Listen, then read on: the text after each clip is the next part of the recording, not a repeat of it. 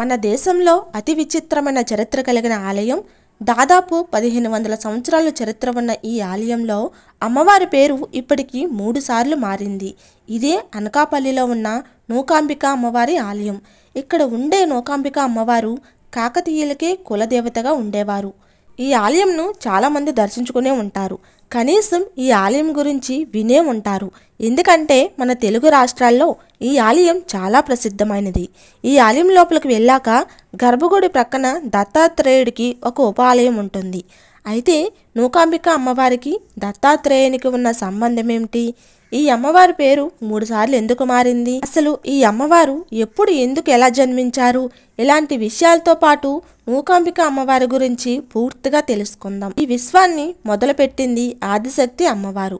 ఈ విశ్వం మొదలయ్యాక మొట్టమొదట జన్మించింది త్రిమూర్తులు, త్రిదేవులు. త్రిమూర్తులు అంటే బ్రహ్మ, విష్ణు, మహేశ్వరులు. త్రిదేవీలు అంటే పార్వతి, లక్ష్మి, సరస్వతీదేవులు. అయితే నూకాంబికాదేవి ఎలా, ఎందుకు జన్మించారో తెలియాలంటే ముందుగా దత్తాత్రేయుని యొక్క కథ తెలియాలి. ఎందుకంటే దత్తాత్రేయ చరిత్రలోని ఒక భాగమే ఈ నూకాంబిక అమ్మవారి కథ. దత్తాత్రేయ పురాణం ప్రకారం చిత్రకూట శిఖరాలపైన అద్రి మహర్షి ఇంకా అనసూయాదేవి నివసించేవారు. ఒకసారి నారద మహర్షి అనసూయ యొక్క పాతివ్రత్యం గురించి పార్వతీదేవి, లక్ష్మీదేవి, సరస్వతీదేవుల ముందు విశేషంగా ప్రశంసించాడు. దీంతో వారికి ఆమె పట్ల అసూయ ఏర్పడింది. ఆమె పాతివ్రత్యాన్ని కోల్పోయేలాగా చేయవలసిందిగా వారు తమ భర్తలను వేడుకున్నారు. ఆత్రి మహర్షి ఆశ్రమంలో లేని సమయంలో బ్రహ్మ, విష్ణు, మహేశ్వరులు అనసూయ వద్దకు అతిథులుగా వెళ్ళి తమకు భోజనం పెట్టమని అడిగారు. ఆమె అందుకు అంగీకరించగానే ఆమె దుస్తులు ధరించకుండా నగ్న రూపంలో వడ్డిస్తేనే తాము భుజిస్తామని వారు చెప్పారు. అనసూయ దీంతో సందిగ్ధంలో చిక్కుకుంది. పరపురుషుల ముందుకు ఆమె నగ్నంగా వస్తే ఆమె పాతివ్రత్యం కోల్పోతుంది. ఆమె ఇందుకు వ్యతిరేకిస్తే అప్పుడు ఆమె అతిథులను అగౌరవపరిచినట్లు అవుతుంది. అనసూయ భర్త సహకారం తీసుకోవాలి అనుకున్నప్పుడు త్రిమూర్తులు అత్రి మహర్షి యొక్క తపోశక్తిని లాగేసుకుంటారు. తన వద్దకు వచ్చి ఇలాంటి వింత కోరిక కోరి తనను చిక్కులో పడివేసిన ఈ 3 అతిథులు సామాన్యుల కారని అనసూయ భావించింది. అనసూయ తన భర్తను మనసులో ధ్యానించుకొని తాను కామకత్వ ప్రభావానికి గురి కాను కాబట్టి దుస్తులు లేకుండా వారికి వడ్డించడానికి భయపడనని వారికి చెప్పింది. అతిథులు ఆమెను భవతి భిక్షాందేహి అని కోరుతూ ఆమెను తల్లి అని పిలిచారు. అందుకని ఆమె వారిని తన పిల్లల్లాగా భావించి వారు కోరిన విధంగా భోజనం వడ్డించింది. ఆమె గొప్పతనం, ఆమె ఆలోచన కారణంగా ఆమె భోజనం వడ్డించే సమయంలో 3 దేవుళ్ళు కూడా చిన్నపిల్లల్లాగా మారిపోయారు. ఆమె వక్షోజాల నుంచి పాలు ధారగా వచ్చాయి. తర్వాత ఆమె వారికి పాలు కుడిపి ఉయ్యాలలో పడుకోబెట్టి నిద్రపుచ్చింది. తర్వాత ఇంటికి వచ్చిన భర్త అత్రి మహర్షికి జరిగినదంతా చెప్పింది. ఆయన ఎంతో సంతోషించాడు. నారదుడు జరిగింది చెప్పడంతో సరస్వతి, లక్ష్మీ పార్వతులు ఆత్రి మహాముని ఆశ్రమానికి వచ్చి తమ భర్తలను మామూలు రూపాలతో తిరిగి అప్పగించమని కోరారు. అత్రి మహర్షి తన తపోబలంతో త్రిమూర్తుల్ని స్తుతించాడు. త్రిమూర్తులు నిజ రూపాలు ధరించి ఆ దంపతుల ముందు ప్రత్యక్షమయ్యారు. అనసూయ పాతివ్రత్యానికి మెచ్చి వరం కోరుకోమన్నారు. అనసూయ త్రిమూర్తులను వారి వారి అంశలతో తనకు పుత్రులుగా పుట్టాలని కోరింది.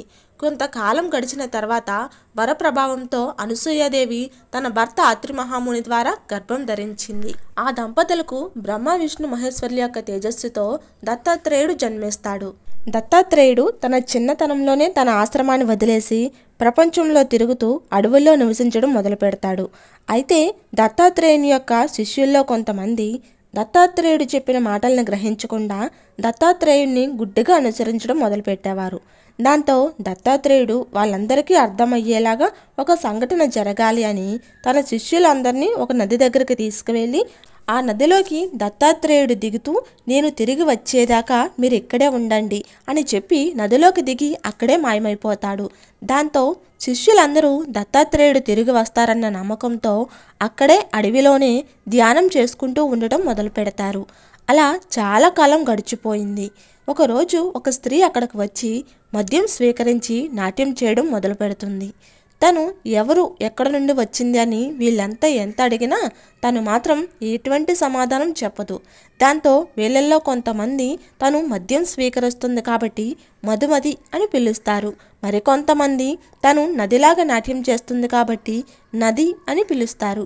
కానీ మరికొందరు మాత్రం దత్తాత్రేయుడు తిరిగి వస్తాను అని అన్నారు కదా, కాబట్టి మనల్ని పరీక్షించడానికి ఆ దత్తాత్రేయుడే ఈ రూపంలో వచ్చారు అని భావించి ఆ స్త్రీనే దత్తాత్రేయుడిగా అనుకొని పూజిస్తారు.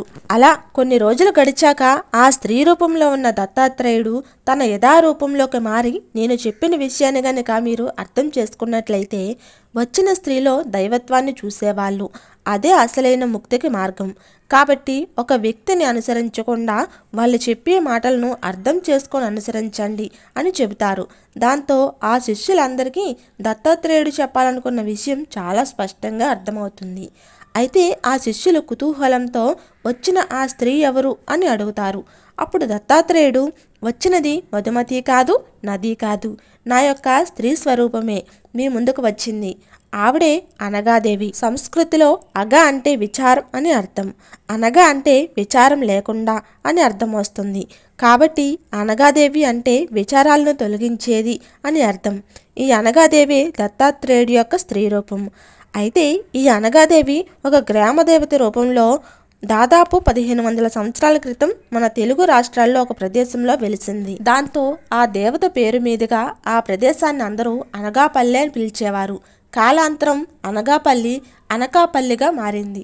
అయితే దాదాపు 1000 సంవత్సరాల క్రితం కాకతీయులు తెలుగు రాష్ట్రాలతో పాటు ఈ గ్రామాన్ని కూడా పరిపాలించడం మొదలుపెట్టారు. అప్పుడు ఈ కాకతీయ రాజులు ఈ అమ్మవారి యొక్క మహిమను తెలుసుకొని ఈ అమ్మవారికి ఒక ఆలయాన్ని నిర్మించి తమ కులదేవత కింద ఆరాధించి పూజలు చేసేవారు. దాంతో అనగాదేవి అనే పేరు కాకతాంబగా మారి కాకతీయ అమ్మవారిగా ప్రసిద్ధి చెందింది. అలా ఈ అమ్మవారు దాదాపు 200 ఏళ్ళు కాకతాంబగా పూజించబడింది.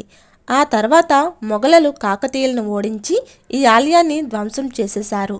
దాంతో చాలా సంవత్సరాలు ఈ అమ్మవారు పూజలు లేకుండానే ఉండేవారు.